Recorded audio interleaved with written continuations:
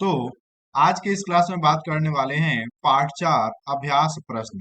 और इसमें जितने सारे क्वेश्चन दिए गए हैं सभी को बारी बारी से हम लोग देखेंगे।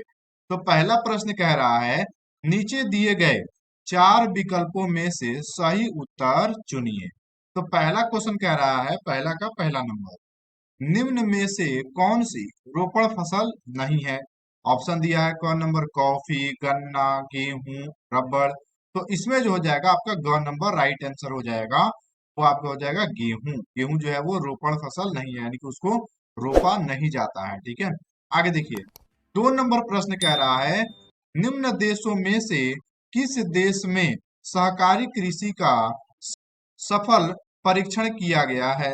ऑप्शन दिया है पहला रूस, दूसरा डेनमार्क, तीसरा भारत और चौथा नीदरलैंड। तो इसमें हमारा ऑप्शन हो जाएगा ख नंबर, यानी कि डेनमार्क। ठीक है, चलिए आगे बढ़ते हैं और अगला प्रश्न देखते हैं।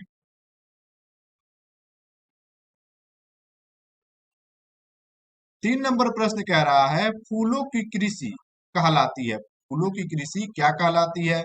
तो पहला दिया गया है, यानी कि क नंबर ट्रक फार्मिंग, ख नंबर दिया है कारखाना कृषि, ग नंबर दिया है मिश्रित कृषि और घ नंबर दिया है पुष्प उत्पादन।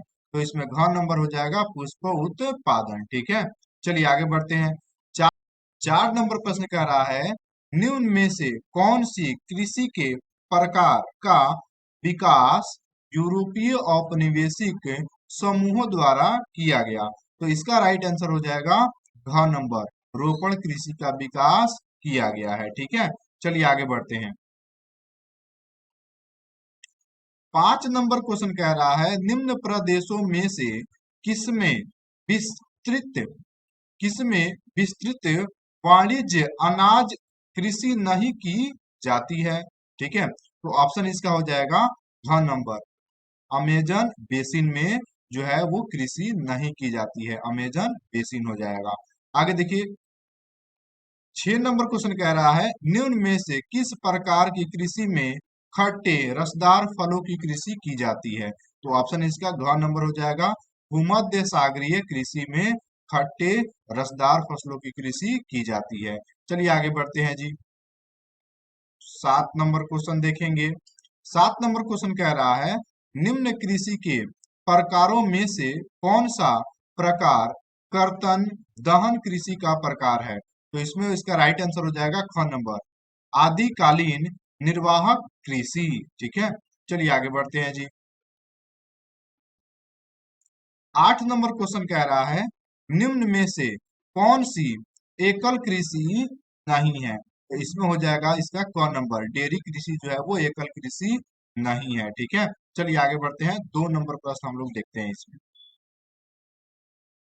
2 नंबर प्रश्न कह रहा है, निम्न प्रश्नों का उत्तर 30 शब्दों में दीजिए। यानी कि अब जो हम लोग को जवाब देना है वो 30 शब्द में जवाब देना है। तो पहला प्रश्न पूछ रहा है 2 नंबर का पहला नंबर, स्थानांतरित कृषि का भविष्य अच्छा नहीं है, विवेचना कीजिए। यानी कि स्थानांतरित कृषि के बारे में हम लोग को बताना है कि यह इसका भविष्य जो है वो अच्छा नहीं है, क्यों अच्छा नहीं है। तो लिखेंगे उत्तर में, स्थानांतरित कृषि का भविष्य अच्छा नहीं है क्योंकि स्थानांतरित कृषि में भूमि की उर्वरता समाप्त होते ही उसे छोड़ना पड़ता है, यानी तथा दूसरे भूमि के टुकड़े की वनस्पति को काट व जलाकर साफ करना पड़ता है। इससे भूमि व पर्यावरण दोनों को हानि होती है। कहने का मतलब क्या है कि स्थानांतरित कृषि जब होती थी उस समय एक जगह जब खेती कर लिया जाता था 2 साल 3 साल तक, तो वहां की मिट्टी का जो उर्वरक शक्ति था वो समाप्त हो जाता था। इसलिए लोगों को उस जगह को छोड़ करके दूसरे जगह जाना पड़ता था। और यह कारण जो है, और फिर दूसरे जगह जाने के बाद वहां पर भी जंगल को काटते थे, साफ करते थे, फिर वहां पे अपना अनाज उगाते थे। ठीक है, तो इस तरह से दोनों को हानि होता था, एक तो मनुष्य को भी हानि होता था और प्रकृति को भी हानि होता था। यही कारण है कि स्थानांतरित कृषि का भविष्य अच्छा नहीं है। ठीक है, चलिए आगे बढ़ते हैं। 2 नंबर क्वेश्चन कह रहा है कि बाजारीय सब्जी कृषि नगरीय क्षेत्रों के समीप ही क्यों की जाती है। यानी कि बाजारीय सब्जी जो होती है वह शहर के नजदीक के क्षेत्रों में क्यों की जाती है, क्या कारण है। तो लिखेंगे उत्तर में, बाजारीय सब्जी की खेती नगरीय क्षेत्रों के समीप की जाती है, क्योंकि इस प्रकार की कृषि में अधिक रुपया मिलने वाली फसलों जैसे सब्जियां, फल एवं पुष्प लगाए जाते हैं, जिनकी मांग नगरीय शहरीय क्षेत्रों में अधिक होती है। यानी कि बोला गया है कि बाजारीय सब्जी कृषि नगरीय क्षेत्रों के समीप इसलिए लगाई जाती है क्योंकि इसकी जो मांग है वो शहर में अधिक होती है, अधिक मूल्यवान ये होती है, और शहर में ले जाना भी यहाँ से क्या होता है, आसान होता है। इसलिए शहर के आसपास यह खेती की जाती है। ठीक है, चलिए आगे बढ़ते हैं। 3 नंबर क्वेश्चन कह रहा है, विस्तृत पैमाने पर डेयरी कृषि का विकास यातायात के साधनों एवं प्रतीकों के विकास के बाद ही क्यों संभव हो सका है? तो लिखेंगे उत्तर में, इससे सभी लोगों तक पहुंचने के लिए आवश्यक है कि यातायात के साधन तीव्र और सक्षम हो, और साथ ही इन वस्तुओं को कुछ देर तक बचाया जा सके। इसके लिए प्रशीतन प्रणाली विकसित हो। इसी कारण यातायात के साधनों और प्रतीकों के विकास के बाद ही डेयरी कृषि का विस्तृत पैमाने पर विकास संभव हो पाया। यानी कि बोला गया है कि डेयरी कृषि जो है वो विकास की यातायात के साधनों के प्रतीकों के बाद ही क्यों संभव हो सका है। तो बोला गया है जिस तरह से लोगों की जरूरतें धीरे धीरे बढ़ती जा रही थी, उसी तरह से दूध को ठंडा रखने के लिए एक फ्रिज बनाया गया, और यह बहुत ही ज्यादा जरूरी है, उपयोगी है। आजकल देखने को मिलता है शहरों में एक जगह से दूसरी जगह दूध को जो है ना पैकेट में पैक करके और पहुंचाया जाता है, लेकिन जिस जगह पे उसको पहुंचाया जाता है वहां पे उसको फ्रिज में रखा जाता है ताकि वह दूध जो है वो खराब ना हो सके। तो यही बात यहाँ पे बताया गया है आप लोग को कि यातायात के साधन जो है ना, यह धीरे धीरे जैसे जैसे बढ़ते गया, वैसे वैसे वस्तुओं को लोगों तक पहुंचाने का साधन भी धीरे धीरे क्या इसको बढ़ाते गया। ठीक है, चलिए आगे बढ़ते हैं जी।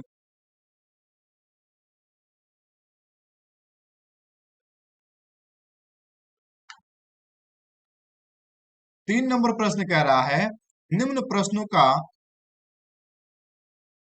150 शब्द में उत्तर दीजिए। यानी कि अब जो क्वेश्चन का जवाब देना है वह 150 शब्दों में हम लोग को देना है। तो चलिए पहला क्वेश्चन देखते हैं 3 नंबर का। बोला गया है कि चलवासी पशुचारण और वाणिज्य पशुधन पालन में अंतर कीजिए। यानी कि एक बताना है वाणिज्य पशुधन में अंतर और एक चलवासी पशुचारण में अंतर बताना है। तो लिखेंगे उत्तर में, चलवासी पशुचारण एक प्राचीन जीवन निर्वाह व्यवस्था है या फिर व्यवस्था रहा है, जिसमें पशुचारण अपने भोजन, वस्त्र, शरण, औजार एवं यातायात के लिए पशुओं पर निर्भर रहता था। वे अपने पालतू पशुओं के साथ पानी एवं चारगाह की उपलब्धता एवं गुणवत्ता के अनुसार एक ही स्थान से दूसरे स्थान पर स्थानांतरित होते रहते थे। चलवासी पशुचारण क्षेत्रों में कई प्रकार के पशुओं पाले जाते हैं। अफ्रीका में गाय, बैल प्रमुख पशु है, जबकि एशिया के मरुस्थलों में भेड़, बकरी एवं ऊंट पाला जाता है।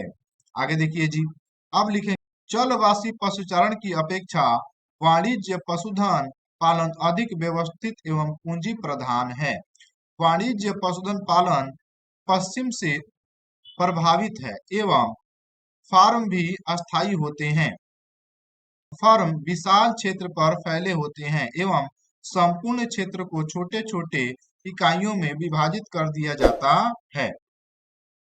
चराई को नियंत्रित करने के लिए इन्हें बाड़ लगाकर एक दूसरे से अलग किया जाता है। यानी कि बोला गया है कि चलवासी पशुओं को सबसे ज्यादा चराने के लिए, ठीक है, उनके खान पान की व्यवस्था करने के लिए फॉर्म बनाया जाता था, और उस फॉर्म में क्या किया था, बांध बना करके घेर दिया जाता था, ताकि एक समय में अगर एक बांध का चराई समाप्त हो जाए तो दूसरे क्षेत्र में जाकर के उसको गाय भैंस को चराया जा सके। ठीक है, चलिए आगे बढ़ते हैं जी। इसका 2 नंबर प्रश्न देखेंगे। 2 नंबर प्रश्न कह रहा है कि रोपण कृषि की प्रमुख विशेषताएं बताइए एवं भिन्न भिन्न देशों में उगाई जाने वाली कुछ प्रमुख फसलों के नाम बतलाइए।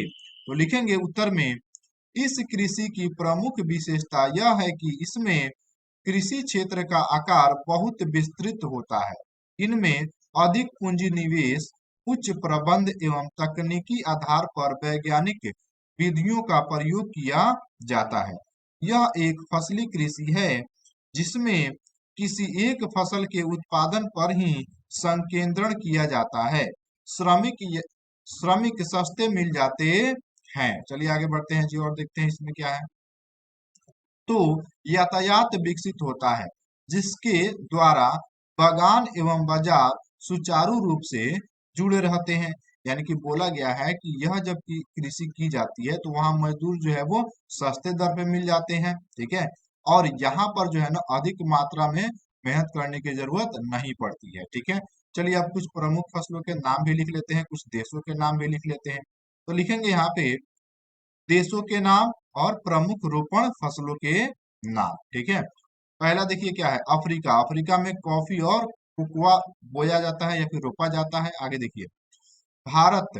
भारत में चाय का खेती किया जाता है। श्रीलंका में चाय का होता है। मलेशिया में रबड़। पश्चिमी द्वीप समूह में गन्ना और केला का किया जाता है। आगे देखिए फिलीपींस में होता है नारियल एवं गन्ना, और इंडोनेशिया में होता है गन्ना की खेती। इस तरह से और भी बहुत सारे देश हैं, उनका नाम और प्रमुख रोपण फसल आप लिख सकते हैं, ठीक है। तो आज के लिए इतना ही, फिर मिलते हैं अगले क्लास में। तब तक के लिए जय हिंद, वंदे मातरम।